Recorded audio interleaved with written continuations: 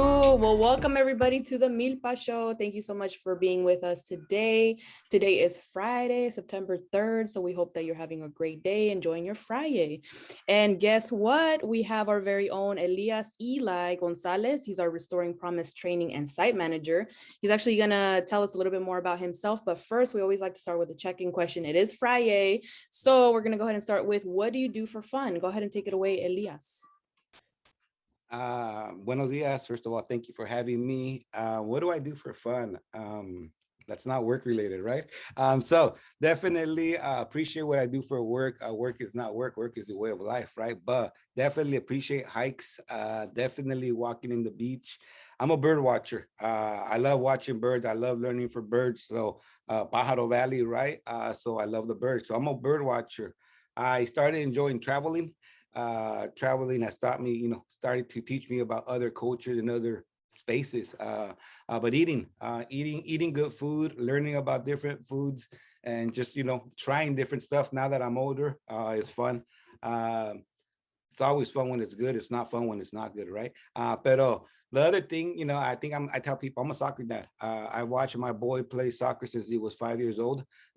He's 17 now, senior in high school, and I'm a soccer dad. I'm going to go to every game. I'm going to go to every practice. I'm going to follow him around, and I'm vicariously living through him because I wanted to play soccer in a traveling team, right? But the resources weren't there. So I'm able to travel with him. I'm able to go to places, and that's our father-son time, right? Bonding together and just kind of rolling with him to whatever game goes. Because after the game, there's always going to be some kind of emotions, happy, sad, upset, mad, angry, and that's the fun part where you get to start building. So those are the fun times. That's what I try to do for fun. I try to keep it healthy.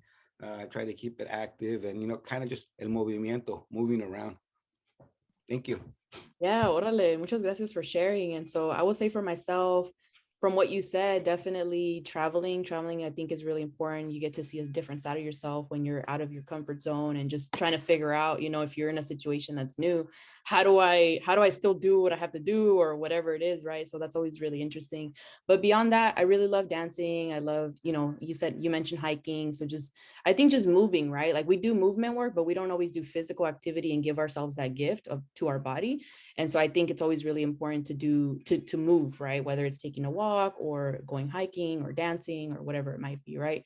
And beyond that, I'm really into martial arts. Like I'm a huge fan of martial arts, and I'm currently doing MMA strength and conditioning, and that's always like really fun. I highly recommend it to anybody that deals with like stress or anger, or I think it's a good way to channel all those emotions and to deal with them in a healthy way. But with that, I'll pass it on to you, Bernie. Yeah, most definitely. Quali Tranesi, Noshime. Good morning, everybody. Right. I think for me, I think traveling, right?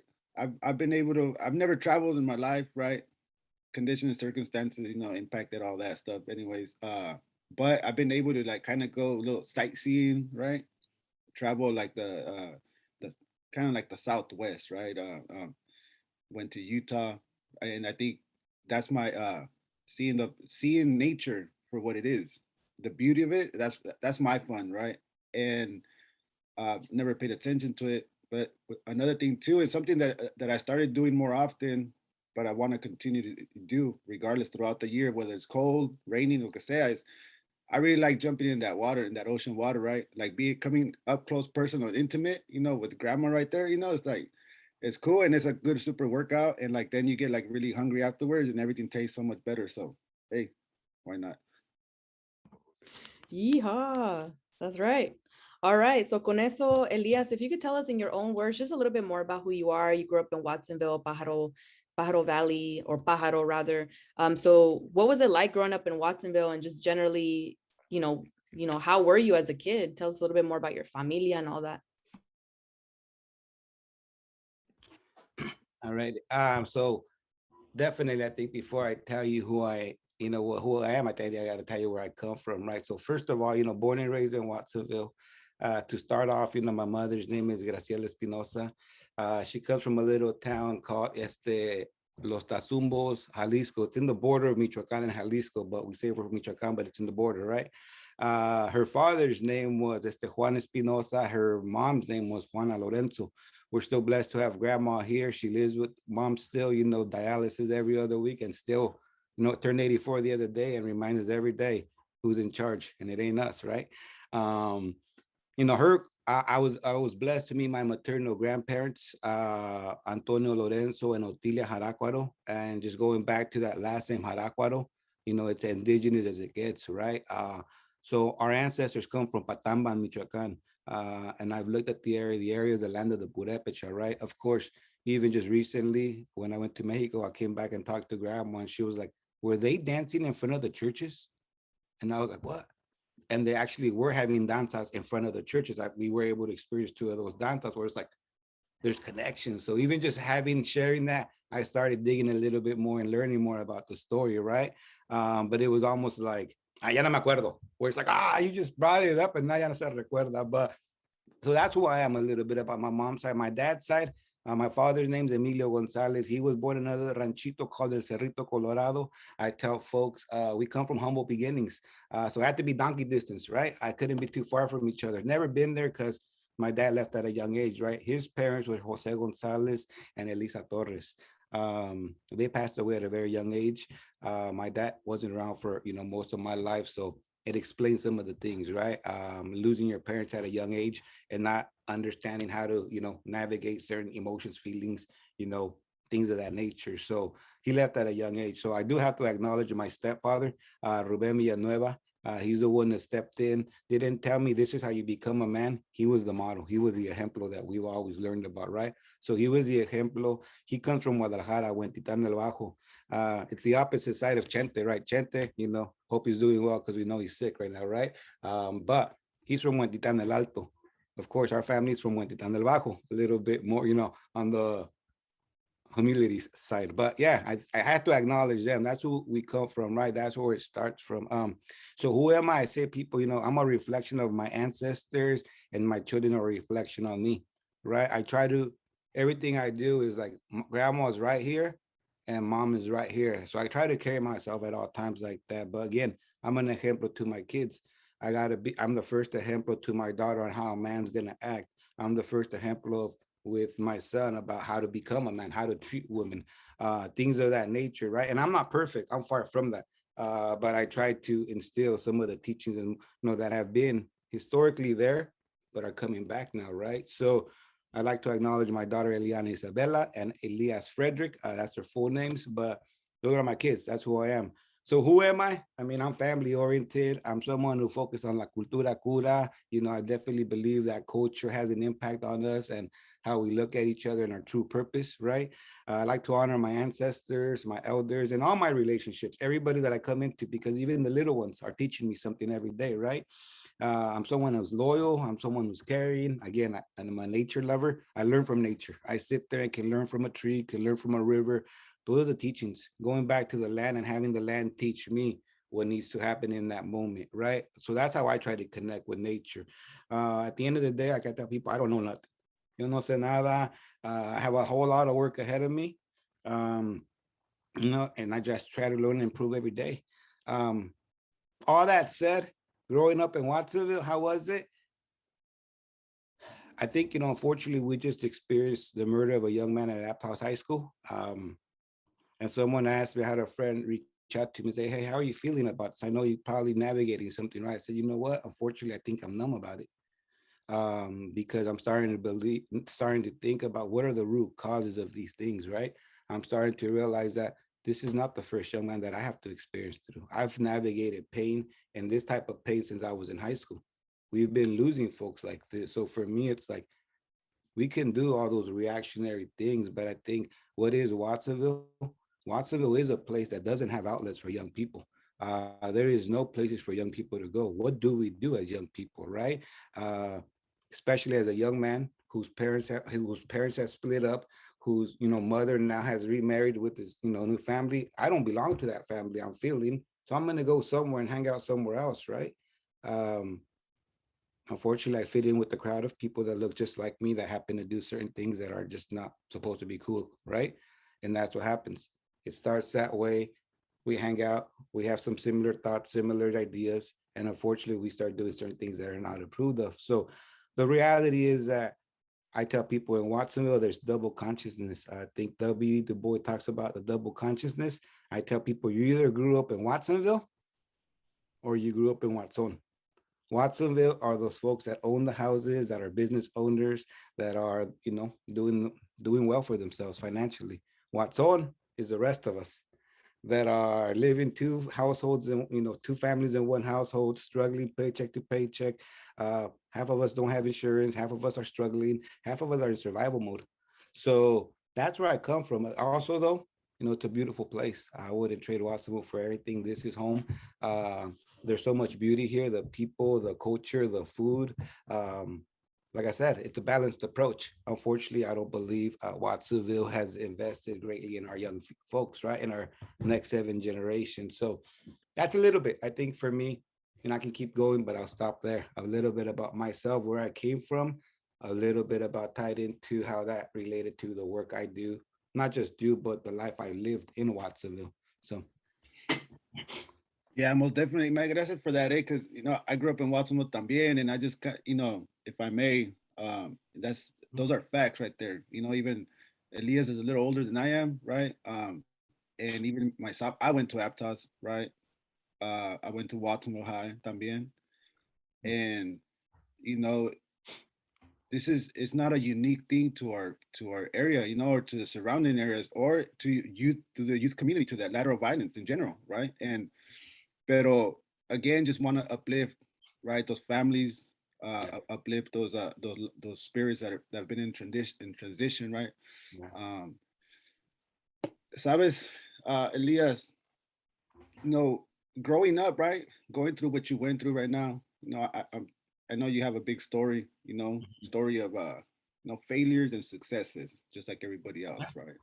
Uh, Maybe give us a little maybe a lens, into the moment where you kind of like started to kind of deviate or try to become conscious of, like, oh wait, what I'm doing right now is kind of, it's not really leading me in the right, like, where I want to be, right?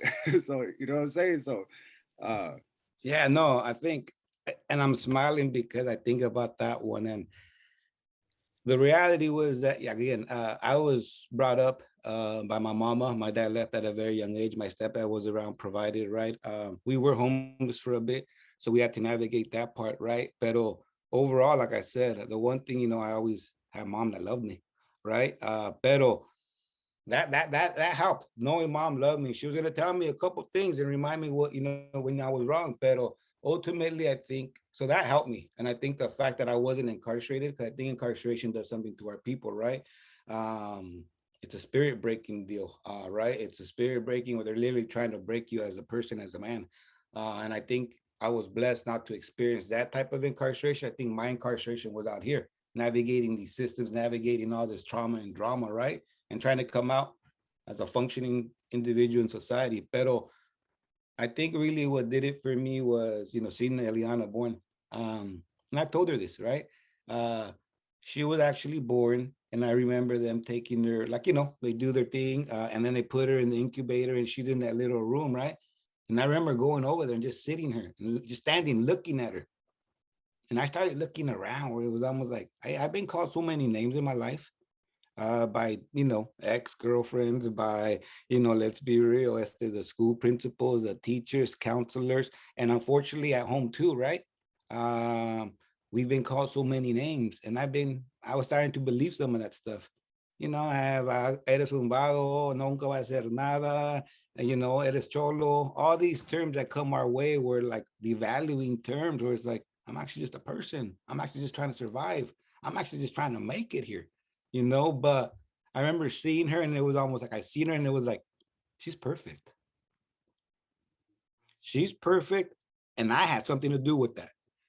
So it was like something went up like, oh, hell no. So I knew that I had gone to Cabrillo. I had graduated from Cabrillo. And I told myself that if I was going to ask Eliana to go to college, I had to go back to school. So I remember that kind of got the ball going, right?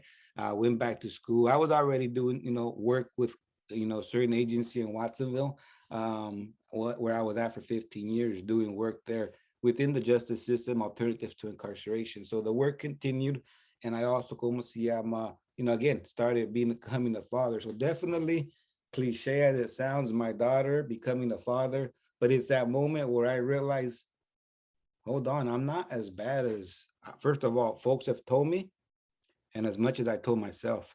So I think I started loving myself right there. So I've always told Eliana, you gave me a heart. My daughter gave me a heart because before that, I really didn't care what happened to me, what happened in general, because Tupac says that we're hopeless. We're running around hopeless. And the reality is that I don't value my life enough that whatever happens, whether it be by my own hand or somebody else's hand, it's cool. Now that I have a daughter, though, it's like, I got to be that ejemplo. I got to be that man that historically we haven't had around for us. So it's breaking cycles and creating circles, right? And that's what I'm trying to do. And it's not easy. It's hard. It's a struggle every day, and we navigate it every day. Pero that's what I'm trying to do. So yeah, that's a little bit about where it kind of clicked. It's that moment. And, Junior was born. I said, now I got to be a real man. And by a real man, I meant like I got to do different things because now I'm going to teach him how to become a man, right? So that's those two little things, the birth of my daughter. And I think they say there's a reason why Creator sends you a daughter first. She's going to give you that heart. And I needed that heart. Like everybody, I think, I wanted my boy first, my boy, so he could protect. No, man, you got a girl and you appreciate that. And I appreciated it, right? I gave me that heart. And I think I tell my son, my heart and my soul right there. Liana's my heart, Junior is my soul, because at the end of the day, I got to become that man so that I could be that example. So that's kind of the two moments that I think kind of like, you got to do a little better than yourself. You got to go better, above and beyond now. So those are a couple moments. Yeah, muchas gracias for sharing that. And it's so important to hear a father talk about his daughter in that way. Of course, his children, but his daughter in particular in that way, right? Because we're hurting so much. Us as girls, as women, we're hurting so much. And everybody on the spectrum, we're all hurting, right? But specifically girls and women are just I know in pain. I've experienced this in pain because my father hasn't healed or doesn't know, or is trying his best. At this point, it's like, cool, like we're doing the best that we can and we're there for each other. But it's beautiful to hear that you're having that positive relationship with your daughter. You're talking about her in that way, because we need to hear that, right? We need to see more of that. So, but with that, like maybe you've already talked a little bit about it. You were in school, your daughter was born, you were already in school, you wanted to go back to school. But how is it that you were introduced to movement work and MILPA in particular? So really quick, before I jump into that, thinking I gotta make it, it ain't all flowers and roses with my daughter, right? We bump our heads on a regular. But I think that's the beauty of it now. That is the lesson now, where she calls me and we have a conversation, and I tell her it's okay to disagree. We don't have to agree. I'm the father. I'm a little bit older and you're the daughter. So, and it's that spectrum, right? Of, understand, conocimiento, entendimiento, integración. I'm in the integración section of my life. I'm trying to figure things out. She's in the emotional aspect too, so I understand that. But I want to be real. Like I said, we navigate things, and I think that a lot of times we have been taught to stay away from all that. Where it's like, nah, let's get into it. Let's figure this out. And I've actually given her permission to tell me, shut up, because I think I can fix everything, right? That's something I think I have to work on. But I've given her permission to tell me, shut up. I just need you to listen to me. When that's when like, you just need to listen. But I wanted to share that much. As far as the work with MILPA, the reality is that I think it started with relationships. The reality is I have a relationship with Juan Gomez, right? Juan Gomez came home and we were able to work together. We built a relationship, very like-minded, coming from the same environments, coming from the same backgrounds. So very like-minded, very understanding. And like I said, hey, we connected off the get-go. He went on, transitioned, and eventually MILPA started while I continued working in town, right? But I think eventually, like I said, why I came to MILPA, the reality was, like I told Juan, it was that relationship for starters, because the relationship you have with your team really matters for me, right? I think MILPA is like a family. Yeah, I mean, we're a crew. Well, it's a calpuli. We're thinking of each other's best interests, and I don't see that bickering and that that ugliness that exists other places. But really, for me, it was the healing. It was the healing I worked in Santa Cruz County for 15 years in collaboration with probation mental health. And the reality is that I seen folks being recycled, and the healing was not addressed. Or it's like, where are we having these conversations? I was a former employment specialist. Through that lens of employment, I was actually working with folks as character building, because I realized that the character building, I can get you the job, but are you going to be able to keep the job, or are you going to pop off on somebody right away, right? So those are the things that I was working on the person, and I realized there was a connection made with people through relationships, right? And I think that that's what for me started, like, we got to do something different. This is not working. So the healing, the culture, I've learned so much coming to me about my own culture, about myself, about, folks that are around me, the culture, the cultura, understanding our old ways, right? The consciousness. I mean, to sit there and say we're nerds, I don't think it would be something I would have ever been okay with growing up. But now it's like, yeah, we're nerds. We're banging on the computer. We're banging on books. Yeah, we're doing all that now. And that's how we're doing it. So, like I said, we're becoming book nerds, learning about different things. So that consciousness is like, wow, I didn't know that. Even going to Mexico, just like learning, and like I said, looking at buildings and just learning and asking those questions, eager to learn, right? The movement building. I think when we talk about movement building, for me, it's really about like the people. I've always been invested in people. I come from the block.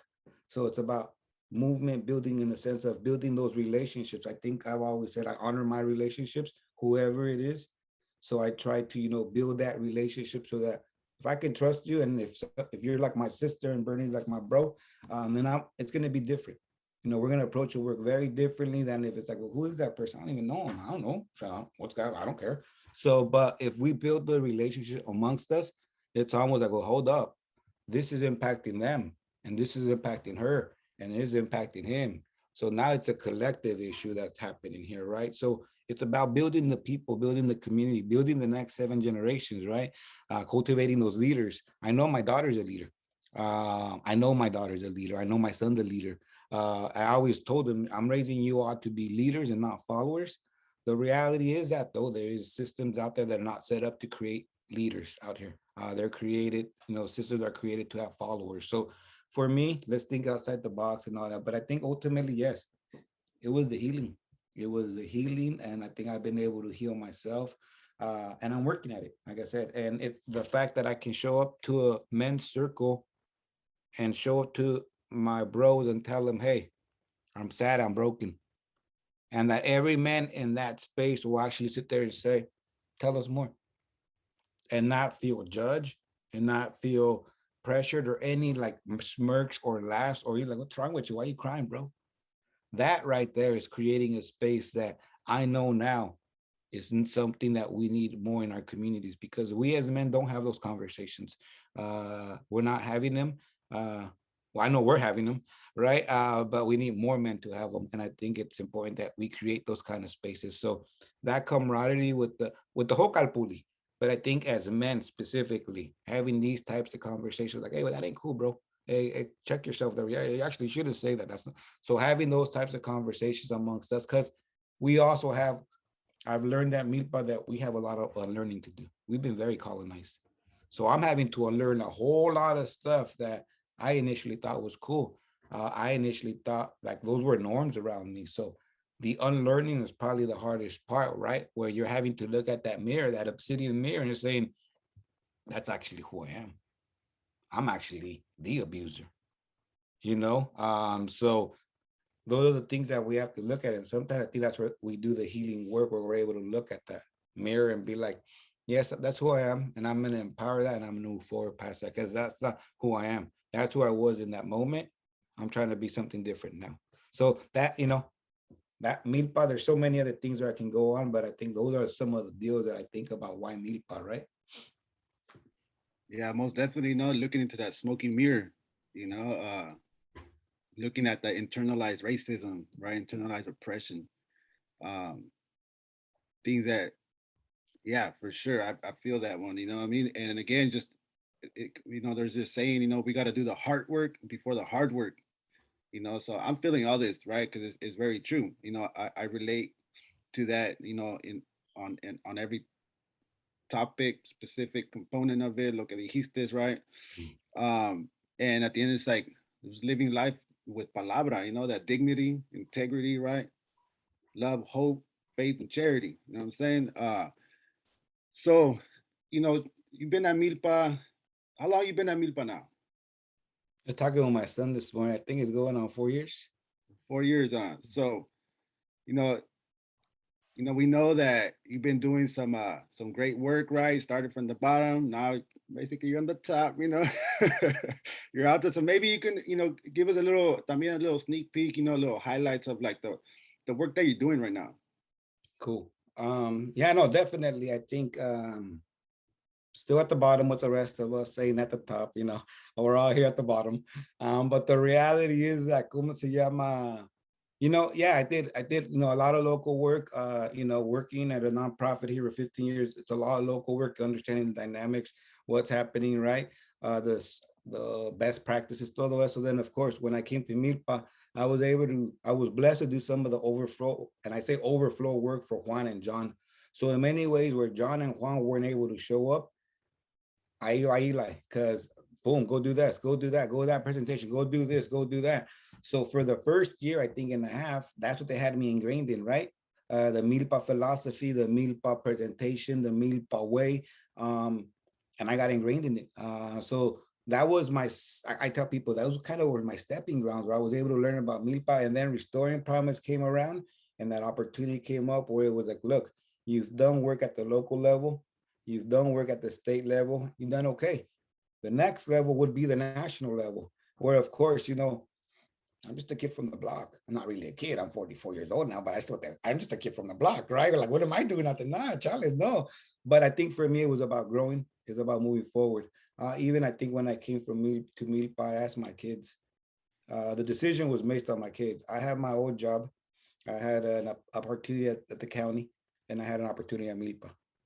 I would have stayed locally. I would have had everything in my 5-mile radius, right? My old job. The county job would have been way more pay, way better benefits, all the above, right? And Milpa would have opportunity to grow, the less pay, but I'll actually be growing and I would have traveled. So that right there, I think was it. I came to Milpa, but I think in Restoring Promise, it's a partnership, right? Restoring Promise is a partnership between the Vera Institute of Justice and the Milpa Collective. It's about building relationships, within the Department of Corrections, the different states that we're in, right? It's about, like I said, learning from those that have been most impacted by these systems, learning from those that were formerly incarcerated, right? Trying to transform the living conditions, because we know prison hasn't worked. Mass incarceration has not worked, is not working. But the reality is that we're saying we got to try something different. So we work with the mentors, we work with the staff. My role is a trainer. I'm actually working right now, figuring out the training material, where historically we've done it for in 2 to 3 weeks. We can't travel. So we've had to figure it out, and we'll be doing it online, shorter versions, longer periods of time, right? 2 to 3 months, 4 hours a day or something like that. But that's what we're doing. It's about, for us, it's narrative change, right? For far too long, folks have told our story, the story of Black and brown folk, and even the poor white person, right? And I think for us, it's about going in there and saying, hold up, we know our story. It's not really how it's been told historically, because we know whoever writes the books is not looking like us. So the story comes from the lens of that person. So for us, it's about that narrative change, that storytelling, right? We're learning that storytelling is connected to our DNA. The way we tell a story, that actually lights something up in us and actually wants folks to share. So we understand that. Also, I think this concept of human dignity, we're acknowledging that, first of all, we're human beings and we're people. We live in a society where it's all linear. And what we're trying to do is bring back that relational, step away from the transactional, because we realize a lot of transactions throughout life. You go to the bank, you go to the store, sometimes you even go get some services. It's a transaction. There's no relationship there. There's no people. And I realize that, again, I said before, I honor my relationships. And I'm starting to realize now, and I think Mexico did something about that. There's an energy. There's an energy that's in the space. There's an energy that we bring as people. How we show up matters. And I think it goes back to, are we leading from, I think Brene Brown says, I think, are we leading from a place of healing or are we leading from a place of shame? Right. And I think for me, it's about wanting to lead from a place of healing because the reality is that we're trying to do something different. So I think that's a little bit about what we do at Restoring Prime. That's a little bit about my role, of course, different things. But I think right now my focus is developing the training that we'll be implementing in North Dakota and Colorado, both sites on the same screen. So we're having to figure it out, right? Never been done. I don't think something like this has been done. So we're trying to figure out along the way. So so there's a lot of things that come up, a lot of feelings, a lot of emotions, but we have to navigate all that and be like, oh, here's a deliverable. So yeah, I think it's intentionally set up that way. And I was set up in a way to be, Juan and John have been along the process. So I think, just working with them in that process has been, helpful and a blessing. So. Yeah, thank you for sharing. And actually, before I forget, you brought up a really good point about being nerds, right? And how it is looked down upon when you're, especially like in high school, middle school.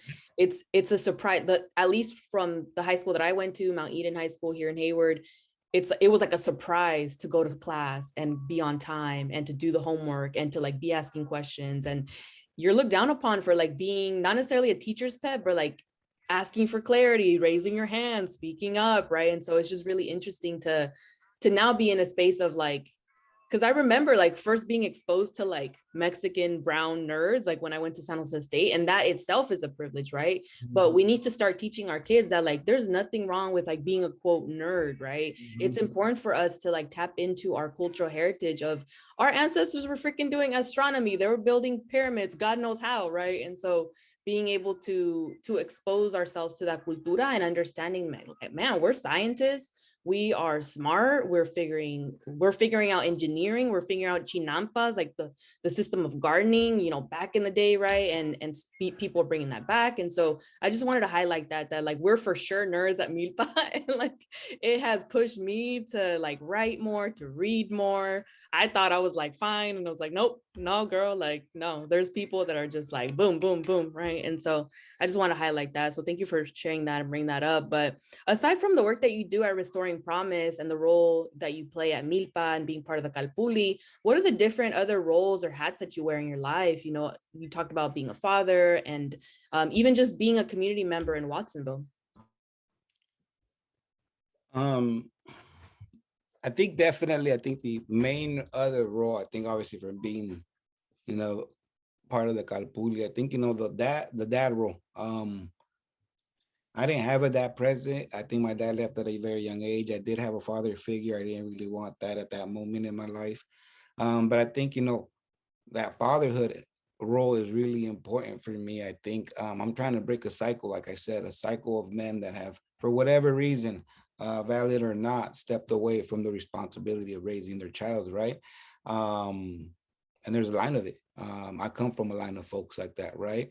So the reality that, I'm a father, first and foremost, and I like to remind folks in this movement, don't take me wrong, I love the Calpuli, I love the movement, but I'm dropping it in a heartbeat for my children.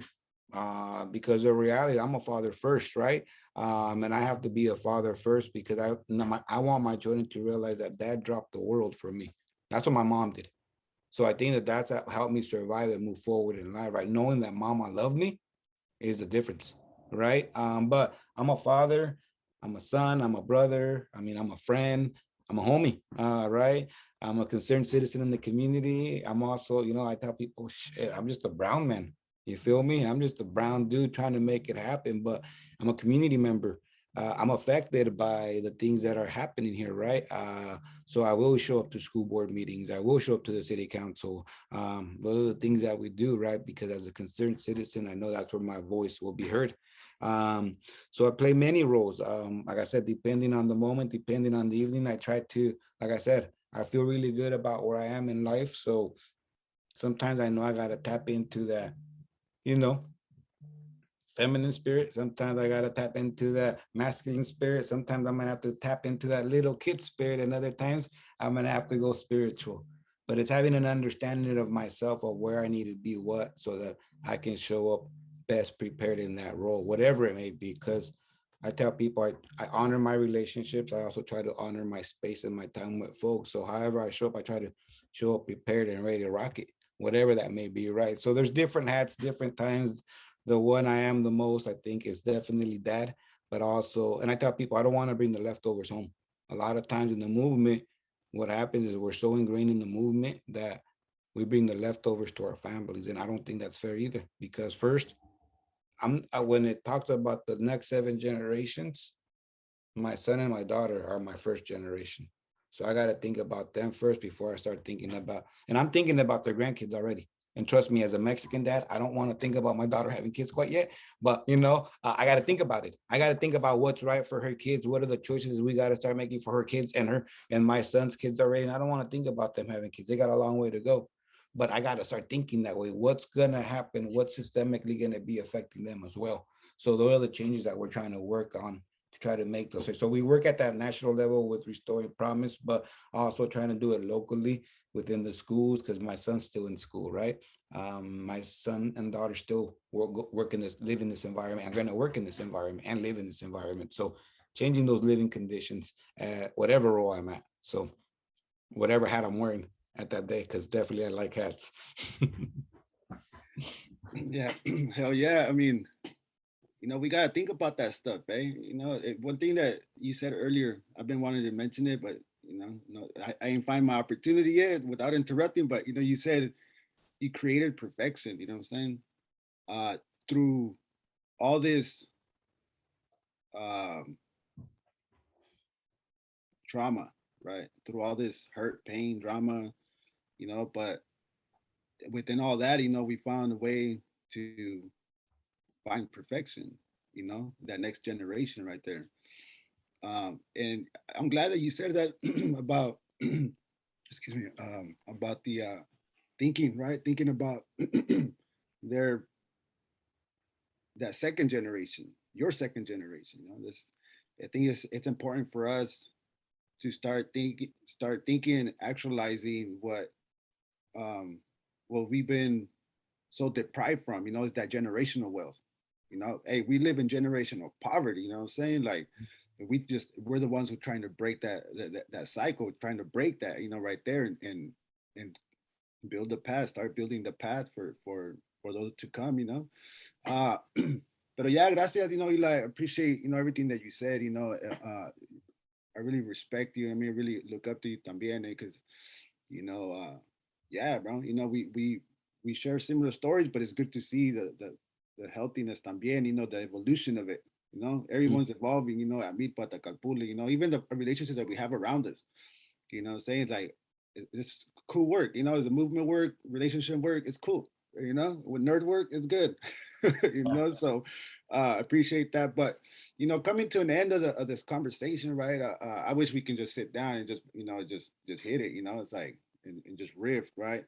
But maybe a little message out there to the little Eli's of the world, of the town, right? The kiddos that are growing up in similar circumstances and conditions that sadly, right, are still here than when we were born. That's the truth. But a little message to them. What would you tell them? Oh man, message, right? Who am I to deliver a message? But I'm giving the screen and I'm giving the space. So I guess I better deliver. But no, I think what would I want to be told at that age? I'm on, primero échenle ganas. Échenle ganas, keep trying, keep working hard. The reality is nothing easy comes your way, right? Everything you have to work for it. So hay que echarle ganas. Second of all, pórtense bien. And that means a lot, because my parents still say pórtense bien. I was like, what? Like, I'm old, bro. Like, what's the problem? Pórtense bien. But what does that mean? Act right, behave right. Hay que andar con valores. Hay que tener palabra. It means a lot more than just pórtate bien. It means carry your name with respect and dignity, right? It means, hey, you represent this family. Pórtense bien. And the last thing is, heck, the reality is that you're a blessing. All young generations, people are blessings. We're all blessings. The reality that this society has deemed us certain things, demonized us, but we're all blessings regardless of where you're at.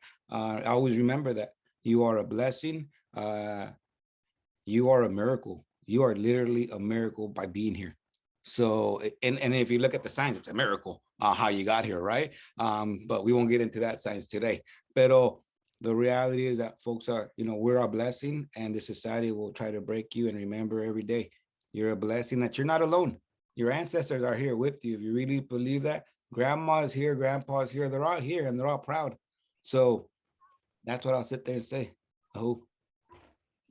Yeah. Well, thank you so much, Eli, for joining us in this conversation, and hopefully, just be on the lookout for this story and for Eli. And if you want to get more in touch with Eli, hit us up, hit up our website, hit up our social media. We're here for y'all. So please go ahead and connect with us in whatever way you may need. We may not always have the answers, but we can help try to start that conversation and be here for y'all. So thank you so much. Have a wonderful Friday. Today's Friday. So whatever day you're watching, hopefully you have a wonderful day. Take care of yourself and just keep striving. All right, y'all. Peace. Thank you so much. Bye.